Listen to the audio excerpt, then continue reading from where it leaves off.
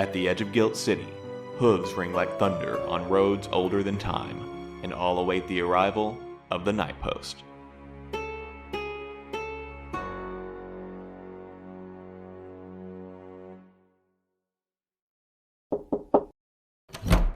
Can I help you, Clementine? Yes. I still need to ask you about my replacement truck. Is there a form I need to fill out? About that. That doesn't sound promising. There aren't any replacement vehicles available. I filed the request, but it was rejected. These budget cuts are having some unfortunate consequences, but the Night Post has a long history of coming up with creative solutions to problems, and we've already come up with a few options for couriers in need of transportation. I'm worried that you said transportation and not vehicles. I didn't even realize that the Night Post could be subject to budget cuts. Aren't we kind of our own thing? Yes and no. We're partially funded by Guilt City like any other government service, but the Night Post has resources of its own as well. But those resources don't include money for new trucks? For the time being, no. As always, our postal customers come first. We must continue to provide a reliable service to those who depend on us. I doubt I'll be more effective on foot. I don't know the exact mileage of my route, but it's more than I can walk in one night. Obviously.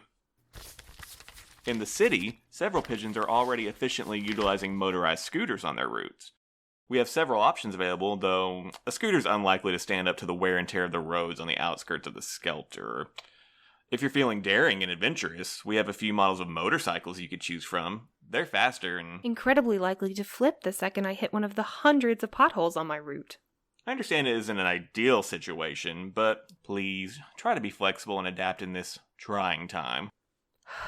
Is there an option least likely to leave me helpless on the side of the road in the middle of the night? I thought you might prefer an old-fashioned solution. Skelter couriers use horses for years on their routes, and a friend of the Night Post has generously offered up their stable for our use. A horse? A horse is less likely to catch fire. That fire wasn't my fault. Of course it wasn't.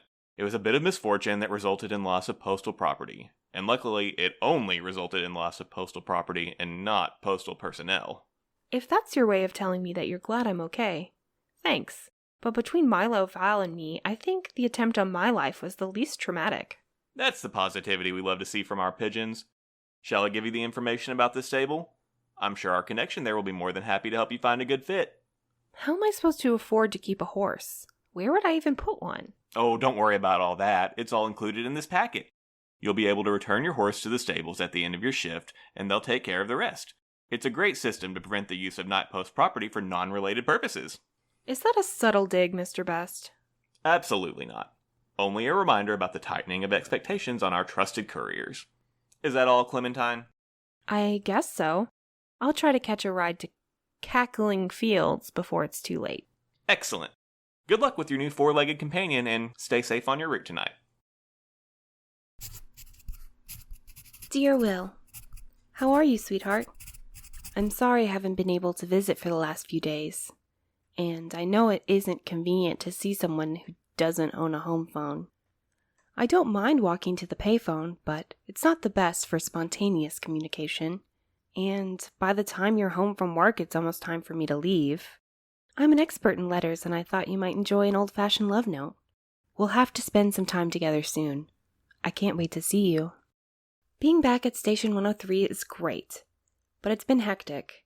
I wasn't assigned a new truck like I expected. I know we aren't supposed to use the trucks for personal use anymore, but I've always depended on my truck. Now my transportation situation is kind of a nightmare. Do you know anything about cars? Maybe we could go to Oily Ollie's Motor Mall. I see their advertisements all the time. Our prices are so low they make my husband cry. Why is he Oily Ollie, though? Is it like engine oil or a skin condition? I hope you like cowgirls because I'm delivering mail on horseback. Daffodil and I make a good team, at least so far. She's not easily spooked, which is a plus, and we've made decent time on the road. I don't have a lot of experiences with horses, but riding a horse is like riding a bike, right? Except I wasn't taught to ride a bike by an old married couple who run a pigeon-friendly horse stable. They're both kind and patient with me. I'm glad I'm a quick learner, and I'm hoping I won't be saddle sore for too long. Riding through the Skelter at night on horseback feels like following in the footsteps of the first pigeons, but I can only imagine what it must have been like for them when Gilt City wasn't the glittering light it is now. Were people more fond of their couriers? Did they pass like quiet rain through the night, leaving only the faintest traces of their existence in their wake? Did they have to worry about waking the wrong resident or being hollered at from front porches? It's strange moving through the darkness without the lights of the truck to lead the way. The only sounds are hoofprints and the moaning wind. It's lonely, but on clear nights all the stars are so bright overhead it makes me want to cry. You wouldn't want to ride with me one night, would you? I don't know if you would like it, but it'd be nice to have company, and maybe you'd think it was interesting to see what a pigeon's life is like firsthand. Being en route isn't glamorous, but it's seldom boring. We could ride off on horseback, like we were escaping into the sunset as the film credits roll. I might look like one of those action movie heroes if I got a fringed vest and a wide-brimmed hat, but I don't think I'd survive Val's teasing for dressing like that. I met someone, or maybe I should say something, on the road last night. They startled me half to death. I might have fallen off Daffodil's back if I wasn't holding on for dear life, because the stranger's horse scared her. I'll call it a horse because that's what it resembled the most. A hoofed beast with exposed portions of muscle and bone, stretching through dark patches of skin. It stunk of upturned earth and decay, but its rider didn't seem bothered by the smell. The rider's face was hidden by a wide-brimmed hat, and their voice carried a casual amusement when they spoke. Fancy meeting a pigeon on the road like this. I stroked Daffodil's neck and tried to keep us both calm. If she bucked me off and ran, I wouldn't be able to finish my route, and it would take me forever to walk back. It seems a bit silly to worry about things like that when faced with a mysterious stranger, but I don't want to be the first pigeon at the station to receive a reprimand under all these new policies.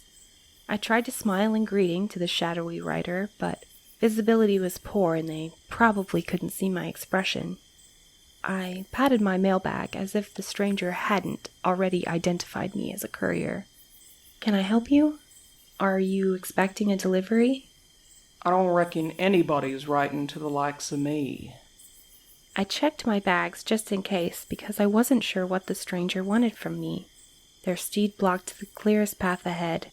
I wouldn't be able to pass them without steering Daffodil into the thorny underbrush that lined the narrow road. While I struggled to read envelopes in the darkness, the rider waited and watched. I may be able to help a courier out on their way, if you're interested in what an old traveler has to say.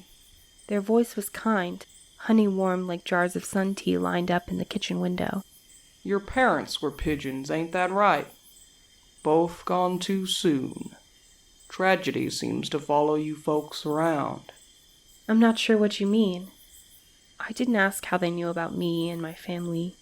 Somehow I expected they knew more than they said. Mama left you young, the last in a line of unlucky daughters.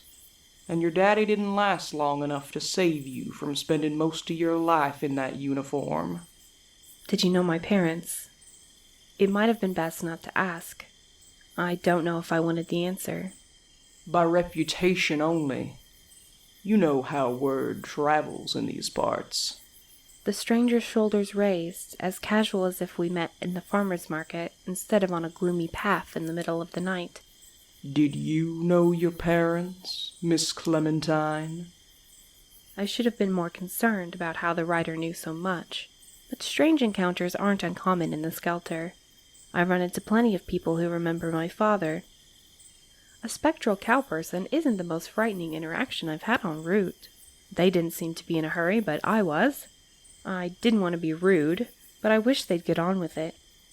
Not as well as I would like, but there isn't anything I can do to change that now. The brim of their hat lowered, as if genuinely acknowledging the loss. Do you ever have strange dreams, Clementine? Doesn't everyone? If I'm honest, my dreams are more frightening than the ghastly horse or its rider who knows too much. I try to ignore them because they're only dreams. Everyone's dreams are nonsensical, impossible to parse series of images. But I don't like to talk about them. It sounds silly, doesn't it? But it's difficult to dismiss how these images can make me feel. I get so worked up over a dream I can't stop worrying about the events repeating in reality, and I feel like I have to do something. But you can't stop a dream. You can only wake up and try to forget. I suppose so, if you're someone who dreams. But I suspect you've realized already that those ain't ordinary dreams. The rider's beast stomped one hoof like a metronome, kicking up dirt from the road. They looked up at me, a dark glint shone in their eyes. What were they trying to tell me? Why bother talking to me at all? Usually these Skelter beings have some sort of alternative motive when interacting with humans, and the stranger didn't seem remarkably dangerous. I didn't have anything to offer or bargain with, unless they wanted my mailbags, but I wouldn't be able to give up those without getting in major trouble with Postmaster Best. If they aren't ordinary dreams, what are they? Messages, omens, words of advice. You can call them whatever you want. It's up to you to learn how to listen. Why are you telling me this? It ain't a crime to help folks out when they need a hand.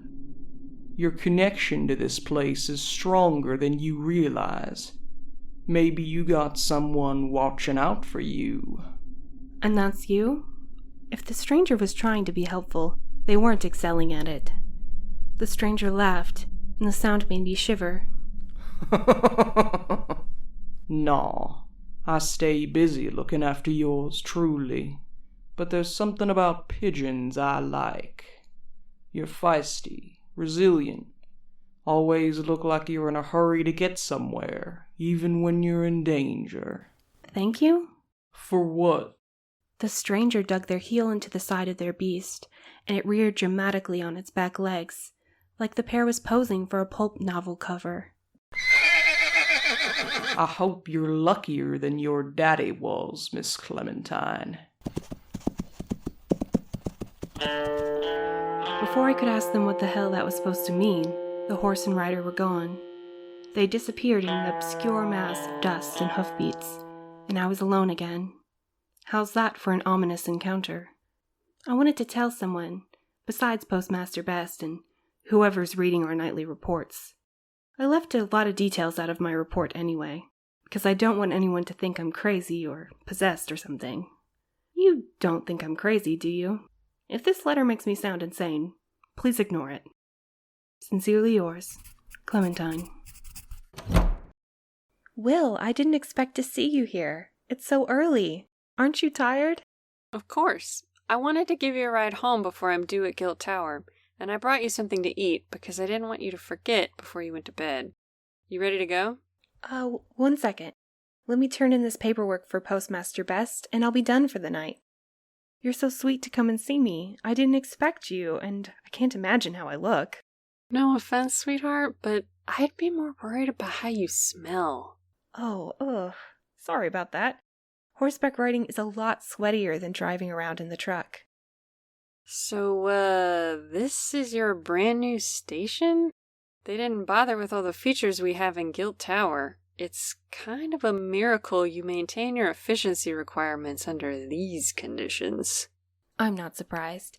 Sometimes I think they forget these stations on the outskirts of the city even exist.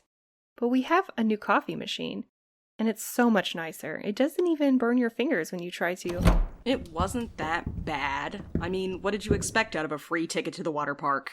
It was that bad. I'm okay with awful, nasty things, but all those slugs, ugh. You like snails, don't you?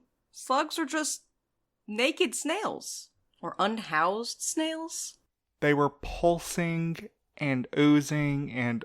Oh, Clementine, do you have introductions to make? I'm glad we caught you two. Will, these are my friends, Milo and Val. It's a pleasure. Clementine is fond of you both. She speaks of you constantly. Seems like you're quite the trio of troublemakers at your station. Well, we try. If you think she talks about us a lot, you should hear how she talks about you. I'm surprised we didn't recognize you on sight by the enchanting eyes and radiant skin. That's not. I don't think I ever said. I'm surprised to see you here. Clem told us you work in Gilt Tower. Sounds like a pretty cushy position. Did Clem promise you could play pigeon for one night? Why bother slumming it in a place like this? Val, don't be like that. I don't take it personally. It makes sense that you would be protective of one another after all you've gone through. And my position at the post is more comfortable than trekking through the countryside all night. I wouldn't complain about a desk job. You don't want to see the calluses on these puppies. I have something that'll help with that. It's an unusual smell, but it really works. Gross. We were going to the Broken Antler for breakfast if you want to come along. Perhaps another time. I'm in a hurry and wouldn't want to rush you to enjoy your meal. Clementine, you're welcome to go with them if you prefer. Okay, Val, let's not force her to come up with an excuse. These ladies are just trying to get some grown-up girl bonding time, not the best pancakes on the side of the skelter. Don't bail on us next time, Clementine, or our waiter's going to forget your order.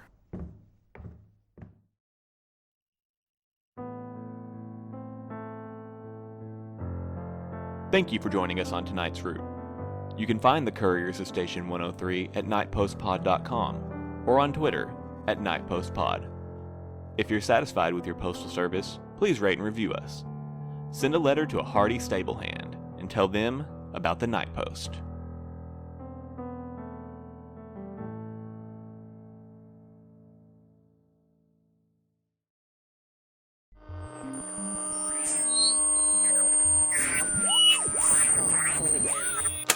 Dear Diary, today the mean man with the glasses gave me a lobotomy. Would you please take this seriously? This is a scientific recording device. I take it you're familiar with the guidelines of your sentence, seeing as you agreed to come here of your own volition. That's a pretty generous term. Well, point being, you're here now, and I don't believe your feelings have much of an effect on your situation. You took the deal. You transferred to Nemesis. What's done is done. Hello, police. Where should I commit a crime? Could you direct me to a good place to rob, please? Given the lack of successes in this area from my predecessor, Dr. Dent, and the fact that we don't have access to any of the pre-existing research in this field... Because we're working in a space prison. Because we're working in a space prison. I'm not expecting any major breakthroughs. Amazon, coming to all podcast streaming platforms on July 17th. Remember where you are.